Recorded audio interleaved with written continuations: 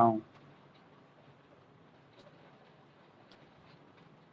इन्होंने न्यूटन के 3 नियम पूछे थे और गति विषयक नियमों को पूछा था। तो गति विषयक नियम जो है 3 नियम है गति के, 3 समीकरण है जिनसे कि हम सवाल हल करते हैं। वो है v बराबर u plus a t, s बराबर u t plus half a t square, v square minus u square बराबर 2as। और under gravity object thrown downward, अगर आप डाउनवर्ड फेंका जाता है ग्रेविटी के अंतर्गत, मतलब गुरुत्वाकर्षण के अंतर्गत कोई वस्तु नीचे की ओर फेंकी जाती है, तो वहां पर ए को जी में और एस को एच में कन्वर्ट कर देंगे फार्मूले में। तो v बराबर u plus g t, h बराबर u t plus half g t square, v square minus u square बराबर 2gh। ये 3 फार्मूले हमको गुरुत्वाकर्षण के अंतर्गत आ जाते हैं जब कोई वस्तु ऊपर से नीचे की ओर फेंकी जा रही है। जब नीचे से ऊपर की ओर कोई फेंकी जाएगी तो वहां पे ए का मान जो है माइनस जी रखा जाएगा, क्योंकि गुरुत्वाकर्षण उस पर विपरीत रखता है। इसीलिए गेंद फेंकने पर ऊपर एक निश्चित ऊंचाई तक जाने के बाद रुक जाती है और रुक कर फिर नीचे आ जाती है। कोई भी चीज ऊपर फेंकते हैं तो गुरुत्वाकर्षण निगेटिव लगता है, निगेटिव लगने से क्या होगा, उसकी स्पीड लगातार घटती चली जाएगी। तो वहां पे बनेगा v बराबर u minus g t, h बराबर u t minus half g t square और v square minus u square बराबर माइनस 2gh। ये हमने फार्मूले आपको बताए। अब इसके बाद हम बात कर रहे थे न्यूटन के गति विषयक नियमों की, जो कि आप लोगों ने चर्चा की थी कि न्यूटन के गति विषयक नियम क्या हैं। तो पहला है law of inertia. Law of inertia ये कहता है न्यूटन का कि यदि कोई वस्तु गतिमान है तो गतिमान रहेगी, और यदि कोई वस्तु स्थिर है तो स्थिर रहेगी, जब तक कि उस पर कोई बाह्य बल कार्य न करे।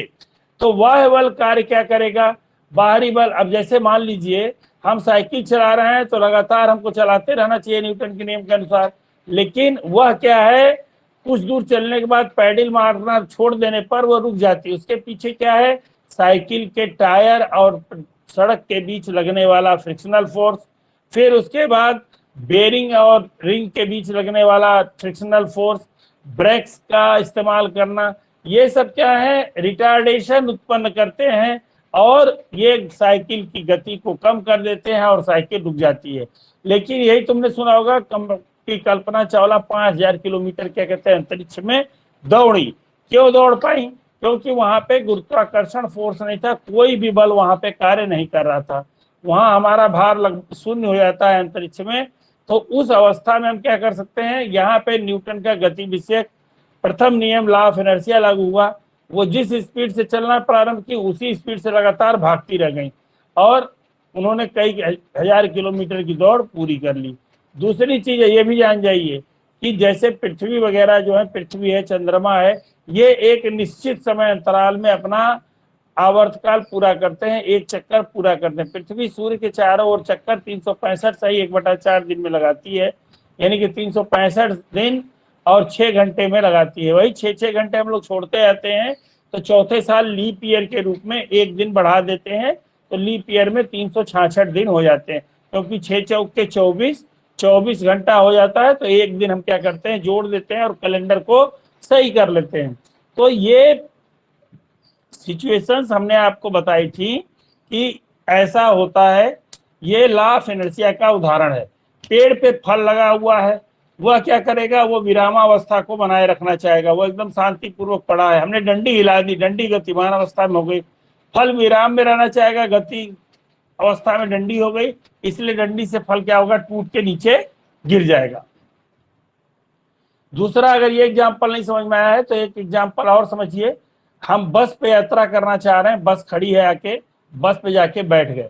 सभी लोग यात्री जब बैठ जाते हैं तो बस का ड्राइवर जैसे ही बस को स्टार्ट करता है, सबको धक्का लगता है, सब पीछे की ओर झुक जाते हैं। पीछे की ओर झुकने का कारण यह है कि बस आगे की ओर गति करना चाहती है, तो बस तो गति करने लगती है और हम अपनी विरामावस्था को बनाए रखना चाहते हैं, हमारी शरीर गति नहीं करती है, तो हम पीछे की ओर गद्दी से जाके चिपक जाते हैं। पहला कारण झटका लगने का ये कारण। फिर जब बस चलने लगती है तो हमारा शरीर भी उसी वेग से चलने लगता है। बस अगर 100 किलोमीटर प्रति घंटा की चाल से चल रही है तो हमारा शरीर भी क्या करता है, 100 किलोमीटर प्रति घंटा की चाल से चलना प्रारंभ कर देता है। और उस अवस्था में क्या होता है कि जब बस का ड्राइवर ब्रेक लेता है तो बस तुरंत रुक जाती है, यानी कि बस की गति जो है 0 हो जाती है।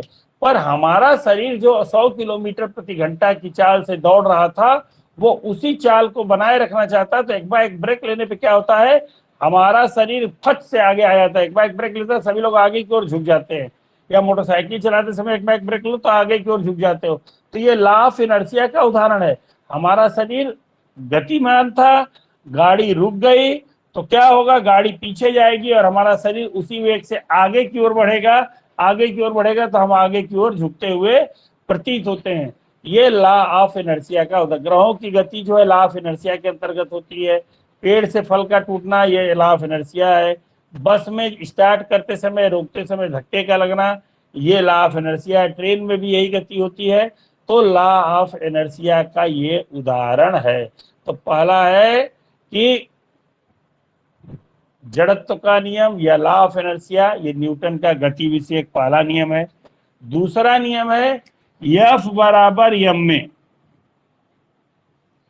किसी वस्तु पर लगाया गया बल उसके द्रव्यमान और त्वरण के अनुक्रमानुपाती होता है। ठीक है, यानी कि अनुक्रमानुपाती माने प्रोपोर्शनल होता है।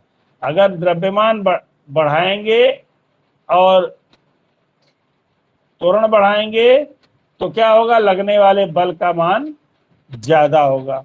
अब जैसे सोचिए एक साइकिल है, उसका कुछ हमने एक्सेलरेशन दे रखा है और उसको हम लेके आ रहे हैं, कोई बच्चा उसे टकरा गया तो उसको हल्की चोट लगती है, बल कम लगता है। मोटरसाइकिल से टकरा गए तो हो सकता है गिर जाए, खून निकल आए। लेकिन ट्रक से टकरा गए, द्रव्यमान बहुत ज्यादा है, तो वो चढ़ जाएगा तो तुम्हारे शरीर की हड्डियों को चूर चूर कर देगा, तुरंत बचने की कोई संभावना नहीं रहेगी। ये अब बराबर m में।